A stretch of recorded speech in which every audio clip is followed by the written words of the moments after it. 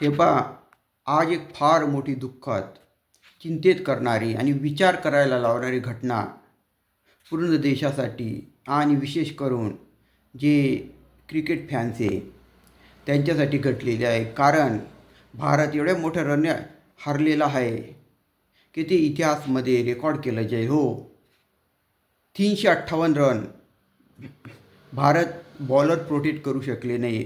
पहा, भारतीय फलंदाजांनी चांगली फलंदाजी केली. पहिले बॅटिंग करताना विराट कोहली, ऋतुराज गायकवाड यांनी शतक ठोकलं आणि त्यानंतर के एल राहुलने सुद्धा शेवटी चांगली बॅटिंग केली आणि किती टार्गेट दिलं, 359 रनचे विशाल टार्गेट साऊथ आफ्रिकेला दिलं.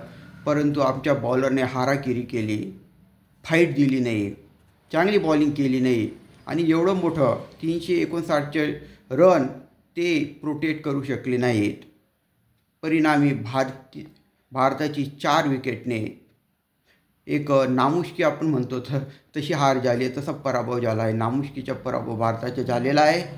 ही खरंच चिंताकार आणि विचार करायला लागणारी घटना आहे की भारतीय बॉलिंग खालावली तर नाही ना तिच्या दर्जा. असंच चालू राहील तर T20 वर्ल्ड कप येते, पुढे दुसऱ्या मॅच आहे, ते कसं त्याच्यामध्ये होऊ शकतं. विचार करायला लागणारी घटना आहेत. करा शेअर आणि विचार करायला सांगा दुसऱ्यांना. करा शेअर.